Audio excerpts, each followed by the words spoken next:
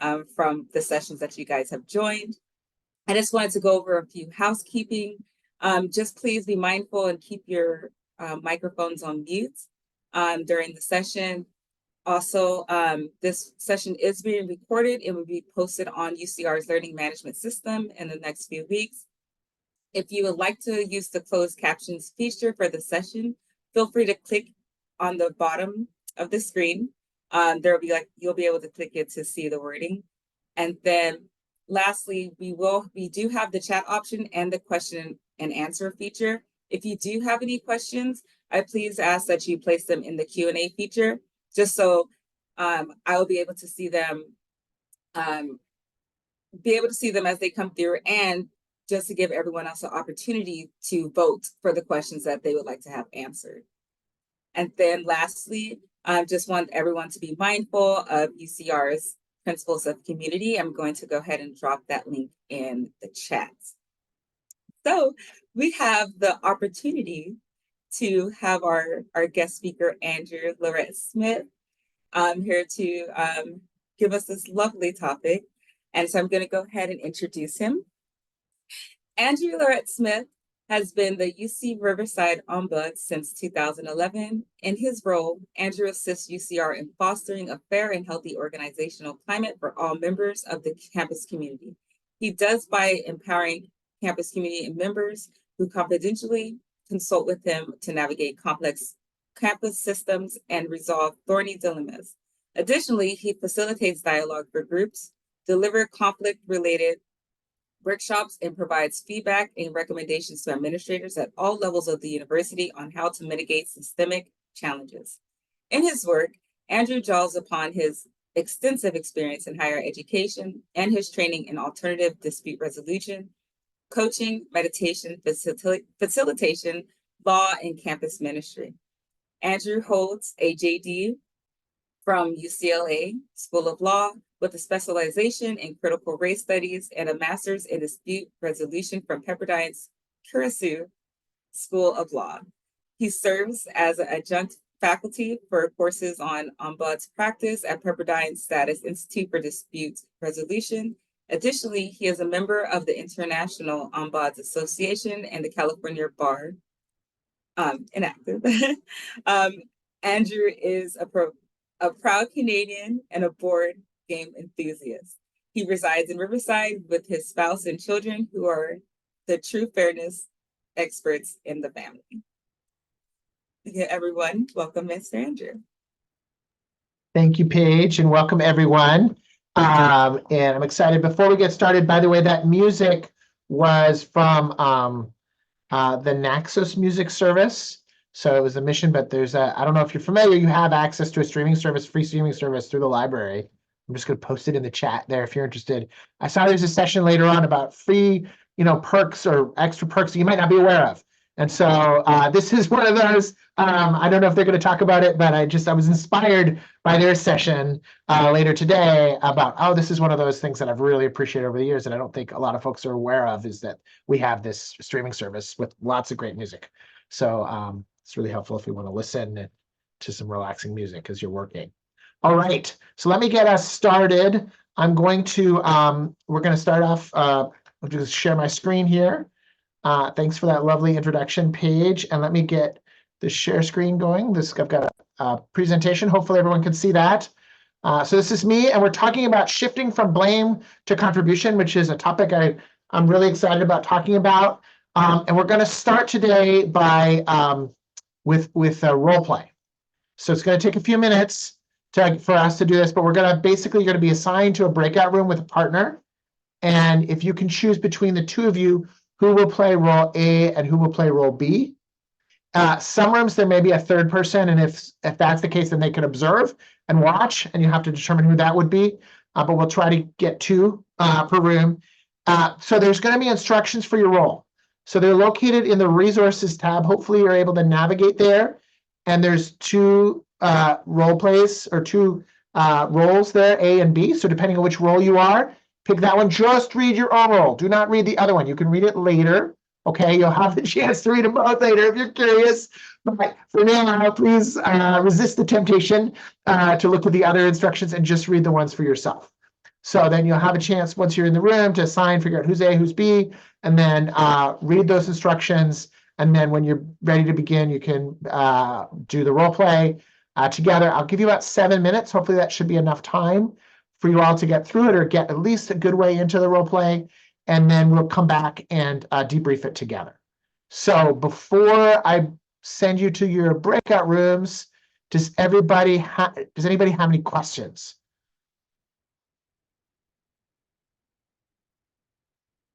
All right. I'm not hearing any. So, okay, I'm going to send people into the breakout rooms. So, let's see, here we go. Get those prepped.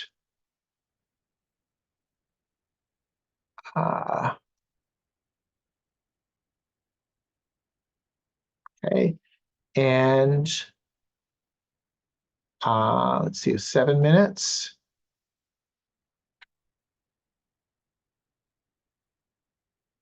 Oops, okay, let me just, there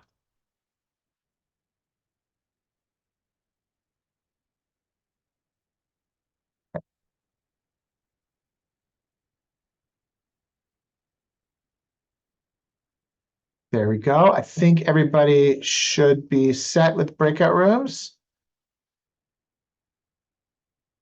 There you go.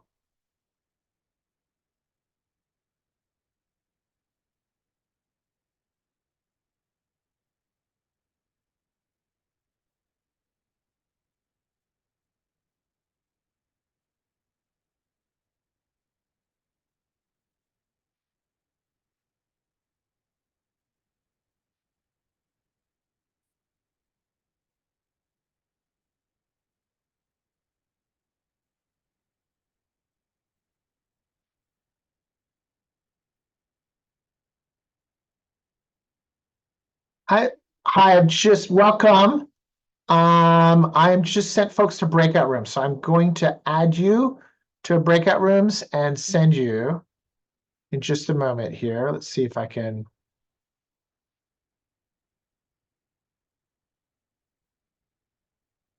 So Azul, I'm going to send you to a breakout room you can observe, or actually, though, you can. I think you can join. There's somebody missing, a partner, so you can go with Stella here. I'll send you there.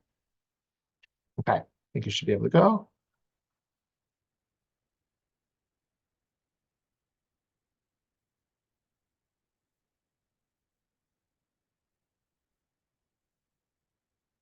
Hi, Sue. Hi, I ended up in a breakout room by myself. Okay, I think Cecilia was Cecilia. So she and you both hopefully should be able, you're both here. Okay.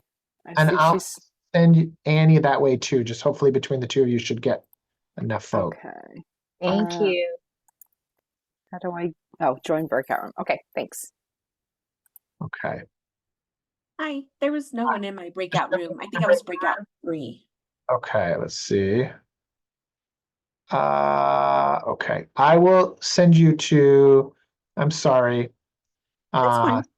I'm gonna assign you to another room. Maybe you can observe. Okay, thank you. Sorry.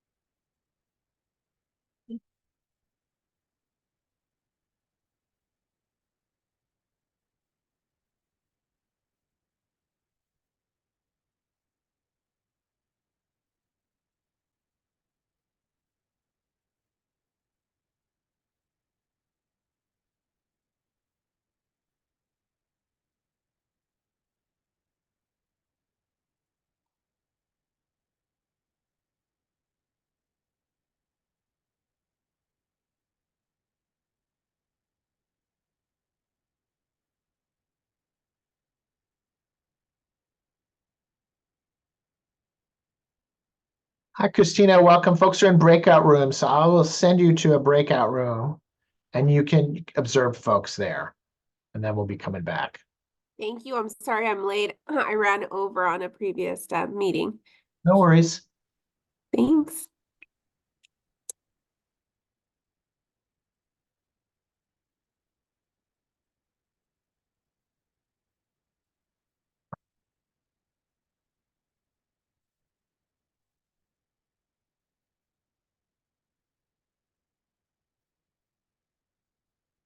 Hi, Kelly. Welcome. I've got folks in breakout rooms, so I'll send you to a breakout room and you can observe with the folks there. Okay, thanks so much. No worries. Good to Yeah. see you. See you, Kelly.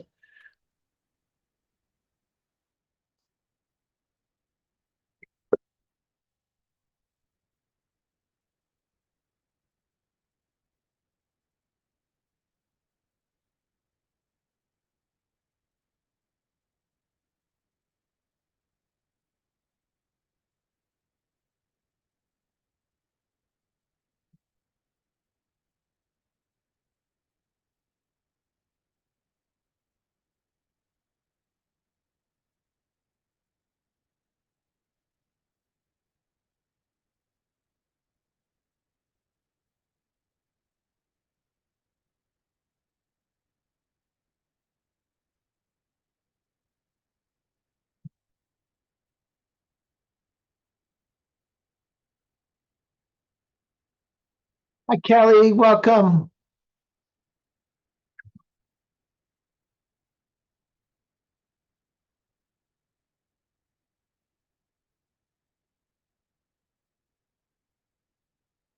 Hi, Kelly. Welcome. Folks are in breakout rooms, so they're just finishing up. I'll send you there and you can observe. And then we're going to come back and debrief.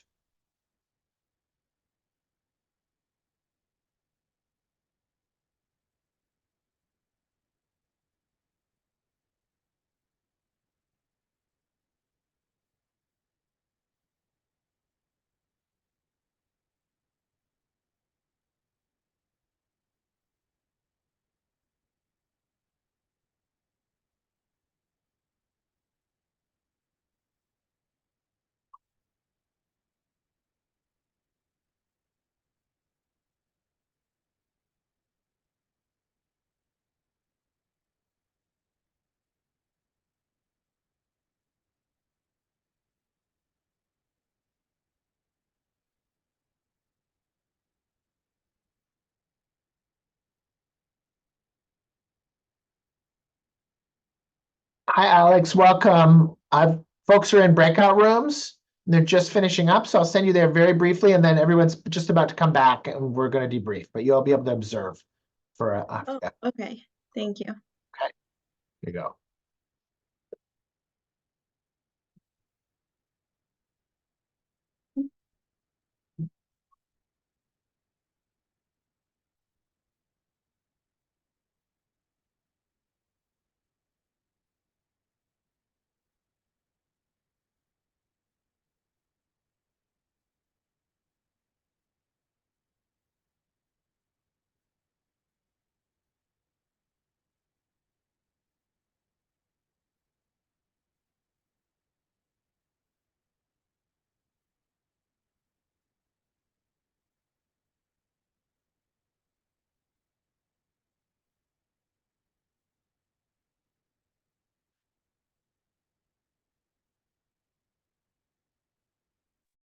Okay, all right.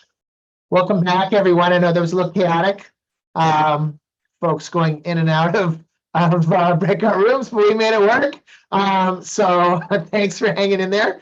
Let's debrief a little bit. Hopefully, you're able to work through the role play a little bit. I'd love to hear from folks who are in role A. That was the role of the supervisor. Hear back from you. What was your experience like? How do you think it went?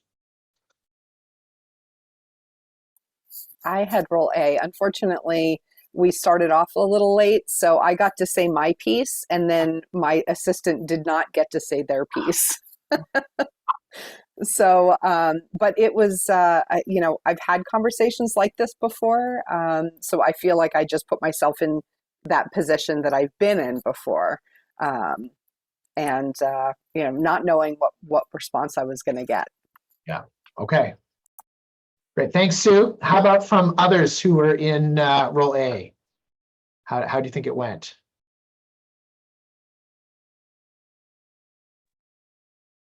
So I was oh, sorry, Brianna, if you want to go first. That's okay, Lucy. It's okay. Go ahead. I'll go next. Okay, I was just gonna say, for me, it was slightly awkward just because the way that my position is, it's the exact opposite of that position. Okay. So having to put myself into like my supervisor's shoes was like Okay. directly opposite, and trying to think of that, and just Uh-huh. it took some time to try and get my words together, I think, to communicate to my assistant, Bradley, what was going on. And yeah, and just how it might reflect on the university if that type of situation were to continuously occur. Okay. All right. So it sounds like it was, yeah, took a little bit of, it was a role play, right? So having to put yourself in somebody else's shoes. Great. But how do you feel it went? You felt, how did you felt Brad responded? And I think that he responded very well, and he took ownership of his part, and we will work together in the future to work with each other. great. Excellent. Okay. And Brianna, you were gonna share. I was role A, so I was a senior administrator, communicating with my assistant regarding a presentation, and I felt like the conversation went well. We were both like future focused, trying to, be proactive and not dwell on what happened, but just kind of working forward how we can better, work towards a better outcome and communication with less error. Oh, great. So felt like you were able to focus on the future, try to address ways you could prevent error in the future. So, Exactly. yeah. All right. Well, thank you for those who played role A, and thanks for sharing, Sue, Lacey, and Brianna. I wonder if we could hear from folks in role B. How did it go for you?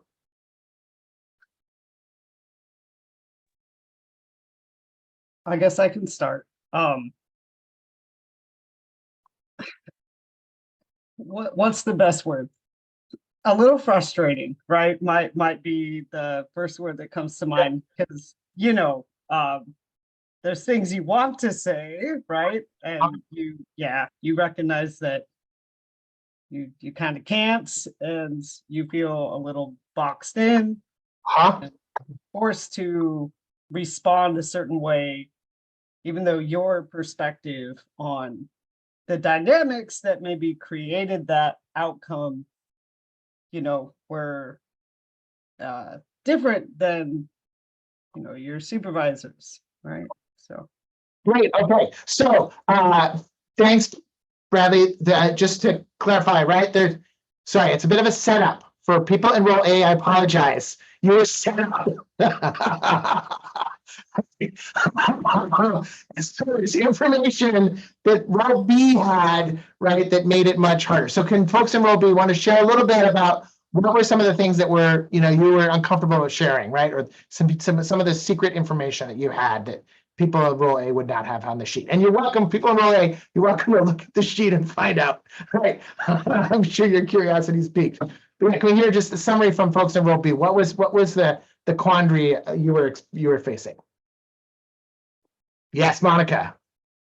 So I actually was not playing role B. I played role A, but after I read it, and then I did share with the person, I felt that the perspective of role A was a little unfair, because there is some shared responsibility, even though you're the supervisor, you're the boss, quote unquote.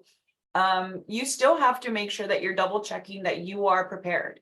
And I'm sorry, but 30 minutes before a meeting isn't you doing your due diligence to make sure that you're. So I actually started with the conversation in my role A by thanking my assistants for actually being flexible and giving me everything right then and there within 30-minute time frame.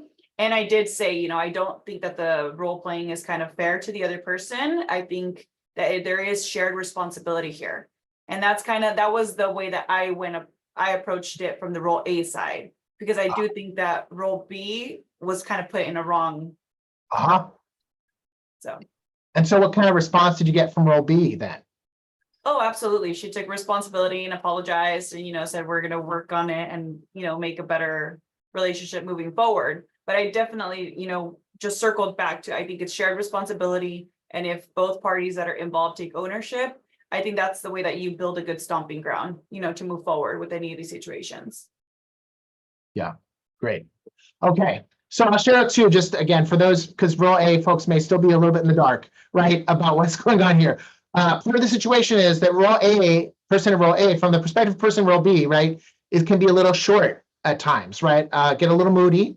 So that the person in role B had raised some things a few times that day, and the person in role A had been the boss had been kind of dismissive or said, not now, and they get a little stressed out. And so the person in role B didn't want to, was wondering, is this the right presentation, but didn't ask because they'd already felt uncertain about asking. Plus, they're in a position where they're dependent on the job for a bunch of reasons. So they're nervous about speaking up and challenging the supervisor. And so they were instructed to just accept responsibility, right, and to play along unless there was clear, it was okay and made very safe for them to share that the supervisor hadn't, their tone had been difficult, right? It hadn't been right, that maybe the supervisor needed to pay a little more attention to, creating an environment so that the assistant would feel comfortable speaking up, right? So if that doesn't even get addressed, right? If that isn't that safe space, right? That comfort for person in role B to do that, right? So, and again, I know it's a role play, so you're not aware because it's not a real life situation, but in some ways, I think it does, reflect a real life situations where sometimes we're not very self-aware about our own behavior, right, and how we're coming off. And so, in some ways, that it's true to life. So, so that's the role play, right? And you can again read through it, and I think it's interesting if you read through them both. So look more carefully at it. I want to jump back to the PowerPoint here. Thanks again for going through that. Again, apologies to folks who wrote A, because you were set up, you were primed to approach it a certain way. But here's the point that I'm trying to make. First of all, the role play is adapted from a book called Difficult Conversations. This is a terrific book. This is the one that I recommend over and over again. I've got multiple copies here, and this is not even the latest version of it. But Difficult Conversations, in particular, it's chapter 4, which talks about abandon, blame, map the contribution system. And they really get into, in this chapter, it's a really short chapter. It's about 10 pages, 12 pages, and talk about the distinction between blame and contribution, right? And that's what we're going to talk about today and unpack. So I want to share that this is one of my favorite quotes. All models are wrong, some are useful. So it is kind of a simplistic frame of seeing the world, right? And but I find it can be pretty powerful, right? So hopefully you'll find it as well. And this is the core idea. This is a little table and chart that I crafted, which is how do we think of ourselves when we're in operating under a culture of blame, which is very easy to get into without even consciously thinking about it, versus a culture of contribution. And these two cultures, then this is kind of the central idea of this chapter, right? These two cultures can look very similar, at least on the surface, but actually there's some clear distinctions underneath about how they're approaching whenever there's a problem, right? So when you're looking at the blame frame, usually that focuses on whose fault is it. And so even in the situation, the boss trying to come in believing it's an assistant's fault.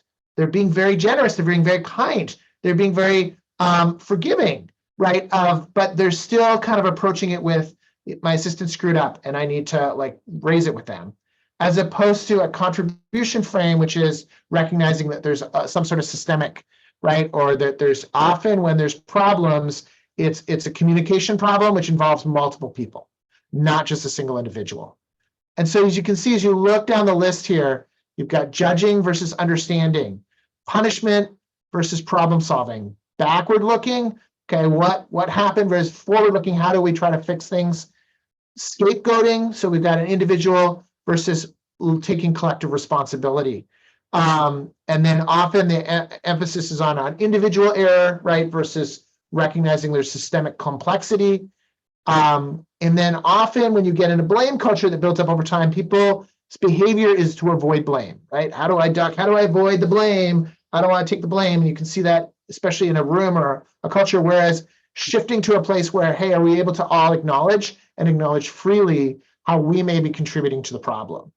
And also there's this idea that mechanism blamed is often like there's a single cause, whereas contribution culture often acknowledges that things are much more complex and there's feedback loops and systems and structures that are reinforcing or producing the behavior rather than just a single cause. So that's the general idea. And I really encourage you to look through the chapter, read through it, because it really breaks it down in a lot of depth. But that's the general kind of approach here, right, or philosophy.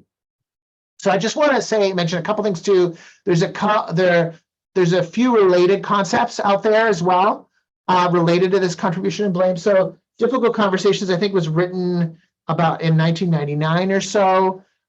There's been other language and other people who have picked up on some of these themes and ideas. So psychological safety is a big one. Amy Edmondson has done a lot of work there. I don't know if you've heard of Project Aristotle. It looks at like high functioning teams at Google. And so psychological safety is the language that's now sort of out there. People talk a lot about it. And there's a great presentation last year by a group of folks at the UCR staff conference, if you want to go back and look at what they did, which was terrific. And that's really important. Psychological safety is a very related concept, right? Because, but it's I think, a broader term than contribution and blame. Contribution and blame is one piece of the idea of creating an environment that's psychologically safe, right? And then language around safe spaces, that's also become much more common these days.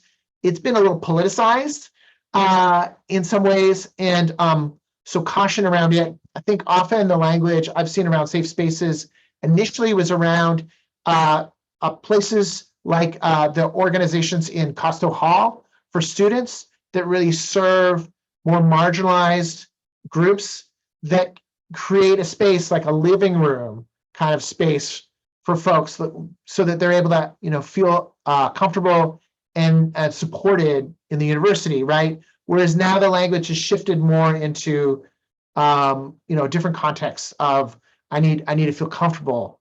And so it's hard because sometimes you can't promise that a space is going to be safe, right? And that's something I've moved away from, is calling, for instance, the Ombuds office a safe space, because I realize I can't promise that. We have to create it, right? It has to be, and we can try to get to a safe enough space, right? That's some of the language I've heard. There's also people have talked about brave spaces or courageous spaces. I've got mixed feelings about that, because that can imply that if you don't want to engage, and sometimes there's very good reasons not to want to engage in those spaces, that somehow you lack courage, right? Or you're not very brave, as opposed to, right? So the reality is, of course, when we're having difficult conversations, that can be uncomfortable, right? So it's about how do we build trust and create these safe spaces, right? Create an environment where people feel comfortable. And then vulnerability, there's also some great research out there and some good work by Brene Brown. And I've got a list of resources at the end of the presentation on a lot of these topics. She does a lot of work around vulnerability and the role of vulnerability, healthy vulnerability in the workplace, and how that creates an environment where people are able to have a culture of contribution rather than a culture of blame. And then also, I think it incorporates some ideas around systems theory. I referred earlier to that idea that it's not just a simple linear cause and effect dynamic, but that these are complex systems, and often complex adaptive systems that are adjusting, and understanding some systems theory about how complex systems work, and can really help understand contribution, create a culture of contribution, create problem solving that is more sophisticated, then okay, let's find who the problem person is and blame that person, scapegoating people. So I think systems theory is an important concept that's related to this culture of contribution.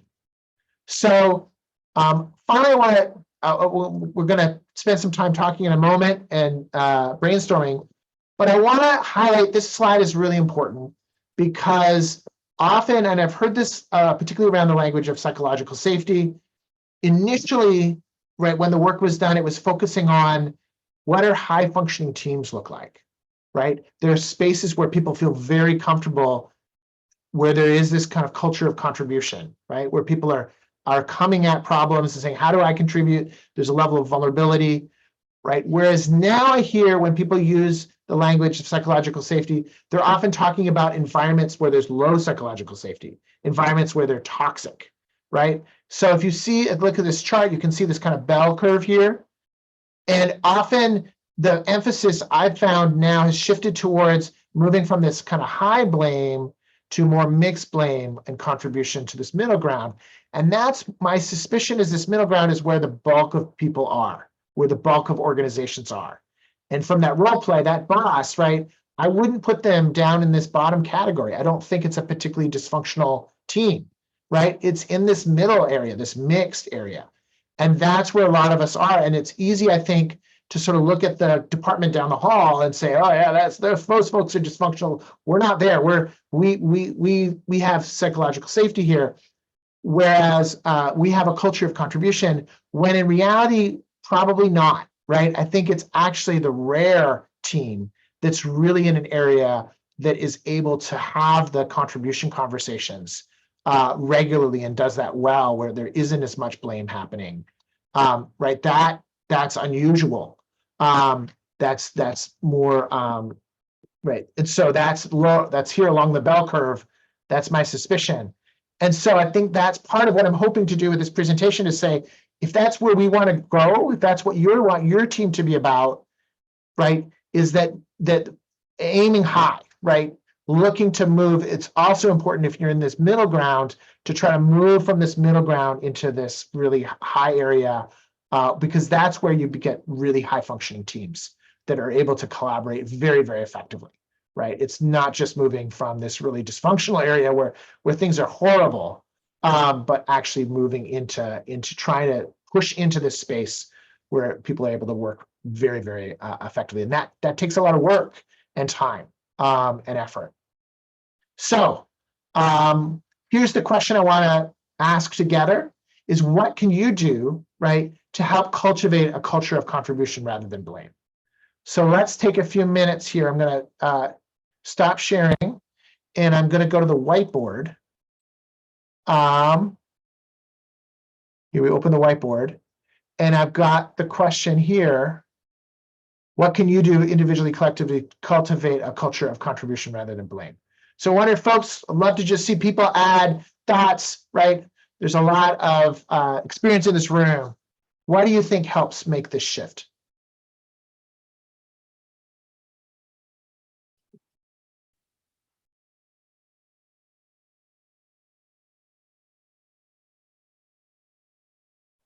Let's see, are you able to?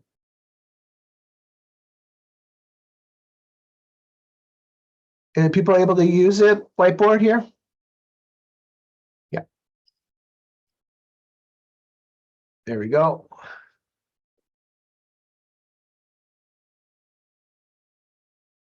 Emotional intelligence, great. Create an environment where it's okay to share opinions. Yeah.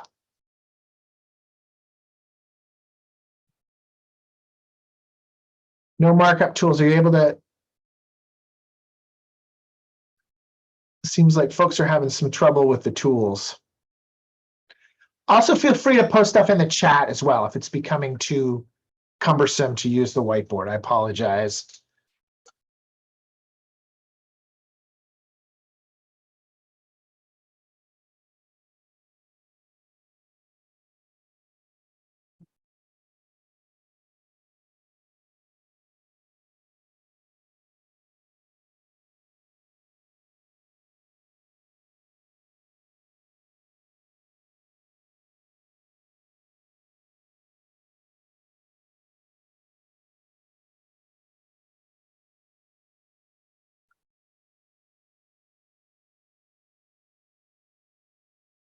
Focusing on listening first. Leadership focus on listening first. Yes. Building relationships and rapport with the people you work with. Encourage the trust amongst the team. Yeah.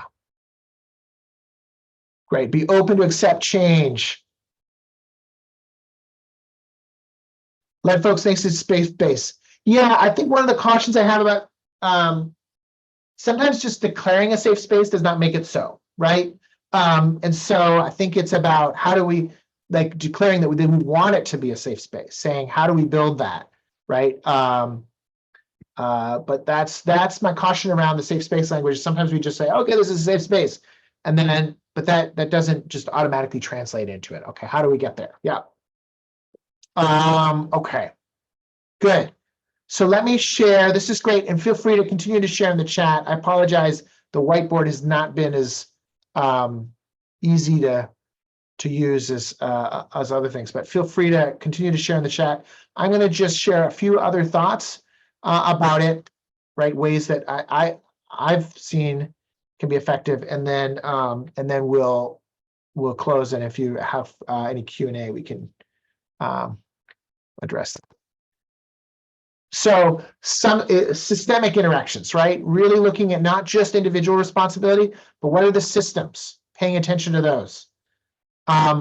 Observer insight. So this is kind of looking at dynamics, patterns, taking a step back, right, to look at patterns and behaviors.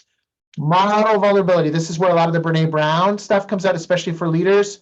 Humility, normalizing, acknowledging mistakes. So we got to make it okay for people to make mistakes. We learn, right? We learn from making mistakes.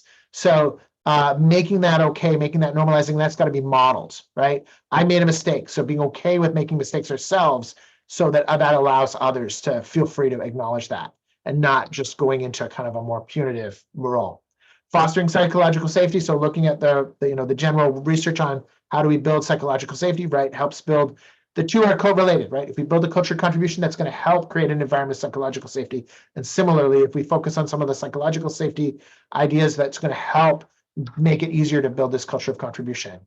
Power differentials, right? So these pressure to perform and fear can really foster blame culture. So you got to pay attention to those, especially if you're on the high end of the power differential. You've got to work hard to make it okay for other people to share and be really mindful of the power that you carry, even if you're not intending it to be shutting conversations down. It can, right? So that's what we saw in this role play with the boss. Really honing and practice active and reflective listening skills. So somebody said listening, working on those, because that invites people to share. Curiosity is a key idea, right? And normalizing and rewarding the question, is there a way I am contributing to this dynamic? Being able to ask that question regularly. So those are just some ideas, I think, again, similar to what other folks shared about how to shift. And it's a very, very simple, straightforward idea, but it's really powerful. And I hope, my sense is when you've experienced the difference of being in a place where there is a genuine culture of contribution, everyone's freely able to share and engage, how transformative that feels versus being an environment where it's blame that's dominating. And then I've got some resources here. This is from the Difficult Conversations material, and there's a podcast. And then here's a bunch of other great books, I think, that get at some of these ideas of contribution and psychological safety. They're similarly situated. So that's my thoughts for today. Are there any questions or any comments? I know we're running up against time. I can certainly stay after if you have further comments, but just love to hear back from others about what you think and if you've got comments or questions.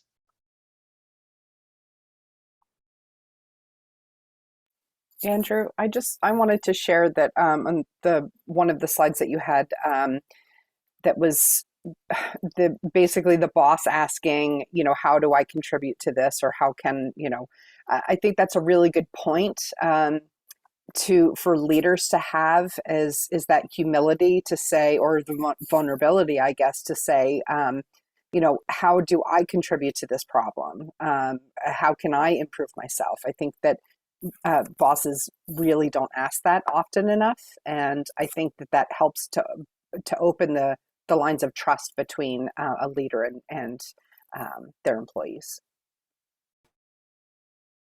Thanks, Sue. Yeah, that's terrific. Yeah. That's interesting. Why don't we ask that question a lot, right? It's yeah. Other folks. Never had a single boss say it's okay to make mistakes. Oh, I'm sorry. I'm sorry about that, because that's right. Share. There's a great comments here. I just kind of want to read some of these comments aloud, right? Impair your story.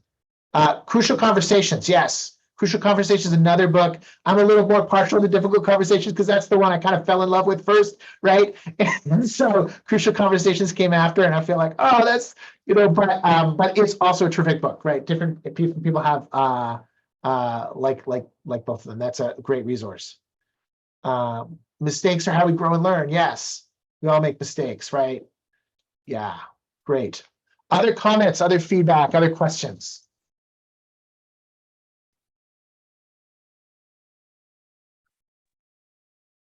Yeah, Brianna. What was the first book you had mentioned earlier? Difficult it called? Conversations, is that the one? No. Oh, okay, maybe that's it. Yeah, that's the one a lot of this material is built on. It's particularly chapter 4. Thank you. Yeah. Can elastic should be presented to leadership? Yes. Yeah, I can work on that. But yeah, that's people generally have to be willing, right? It's that openness. Are people open to hearing and learning, right? So we all can be leaders, right? We all have maybe supervising or leading in our own way. And so that's how do we start with our own leadership? A great question. So Shilpa. Hi, I had a question. Is it worth explaining when you make a mistake? Because I feel like it's not worth it explaining. Yeah, sometimes it depends, right? So in that role play, it wasn't worth it for that, right? For the person B. And that was the whole point of that role play, is to indicate, of course, they're not going to, well, I mean, they did admit they're making the mistake, but they didn't talk about the dynamics, right? So is it worth it? I think that depends on the circumstance. It depends on the environment and how is that going to be received? I think that's a question people ask all the time. Is it okay? Is it safe? Is it all right for me to admit that I made a mistake? And hopefully we want to create an environment where it is, right? People were asking too about sharing with leadership. One of the reasons I'm doing this presentation is if you have this resource, maybe you can do something like, hey, why don't we as a team study this together? Can we look at, right? This is a resource. Went to this workshop. It was helpful. Maybe we can talk together about how do we create a culture of contribution, right? So I think there's ways, even if you're not the leader or the supervisor on a team, you can introduce the materials and begin to have conversations and kind of expose folks to the idea. And I think some leaders may not think that they're a problem. Like I think this particular supervisor falls in that category, but maybe with a little thought and exposure, they're open to it, right? And I do think there are a good number of leaders who fall in that category who may not assume that they're the problem at first, but when you present this idea, they may be more open to it than you think. That's what I'm hoping. Thank you.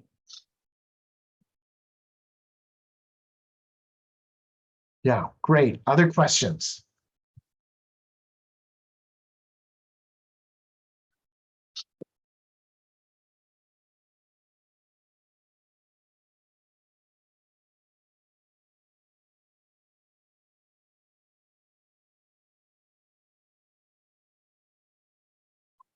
Yeah. Well, thank you, everyone. Really appreciate your time. Thanks for being here, for thinking it through. And I hope, and feel free to follow up with me if you'd like. If you've got ideas about how can you help implement it in your team, I'm happy to work with you to think that through as well. Thanks for your engagement. Thank you, Andrew. I hope everyone enjoyed this session this morning. It was great insight, and I just wanted to just send a reminder that our goal is to always keep these UCR staff's conferences 100% free to attend, and we could not do that without the generous support of our sponsors of UCR Staff Assembly, LEAD, UCR's Human Resources, Employee Organizational Development, and of course, Schools First. Just a few reminders that we will be having that in-person closing ceremony today at 2:00 p.m. So try to reserve if you RSVP if you can. I don't know if it's closed yet, but if you can, like, that'll be great. It'll be a great event for us all to be together. Also, lead and staff assembly, we are holding our elections. Staff assembly will be having their voting next week, and then the nominations for elections for the lead board is now open. And then lastly, thank you again for joining us, and we hope to see you guys in the next session.